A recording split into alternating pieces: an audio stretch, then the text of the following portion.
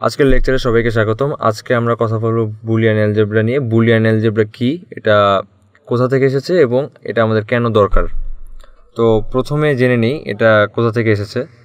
তো এটা আমাদের কাছে সবার প্রথম তুলে ধরেন বিখ্যাত ইংরেজ ফিলোসফার এবং ম্যাথমেটিশিয়ান জর্জ বুল, যিনি তার বই the mathematical analysis of logic, যেটা 1847 সালে প্রকাশিত হয়, সেখানে সর্বপ্রথম বুলিয়ান অ্যালজেব্রা নিয়ে লেখালেখি করেন এবং এটা নিয়ে জার্নাল পাবলিশ করেন।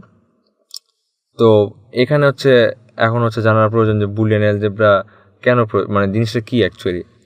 তো বুলিয়ান অ্যালজেব্রা অ্যালজেব্রার এমন একটি ব্রাঞ্চ যেখানে ভ্যারিয়েবলগুলা, অ্যালজেব্রা তো কাজ করা হচ্ছে ভ্যারিয়েবল নিয়ে, ভ্যারিয়েবলগুলোর মান হতে পারে হয় ট্রু না হলে ফলস।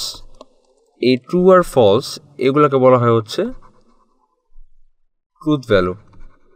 তার মানে ভ্যারিয়েবলের ভ্যালু যদি ট্রু আর ফলস এই দুই মানের মধ্যে সীমাবদ্ধ থাকে তাহলে সেটাকে বলা হয় বুলিয়ান অ্যালজেব্রা। তো এখন এই ট্রু আর ফলস এটাকে আমরা বাইনারিতে রিপ্রেজেন্ট করতে পারি আর ট্রুকে রিপ্রেজেন্ট করা 1 দিয়ে এবং ফলসকে রিপ্রেজেন্ট করা 0 দিয়ে। তার মানে আমাদের বুলিয়ান অ্যালজেব্রা শুধু কাজ করে ট্রু ফলস অথবা 1 আর 0 দিয়ে। তা আমরা ছোটোবেলা থেকে শুনে আসতেছি যে কম্পিউটারের লজিকগুলা কাজ করে বা কম্পিউটার চিন্তা ভাবনা করে 1 আর 0 বা বাইনারি সংখ্যার মাধ্যমে। আমরা এখন দেখলাম যে বুলিয়ান অ্যালজেব্রাই বাইনারি সংখ্যা নিয়ে কাজ করে।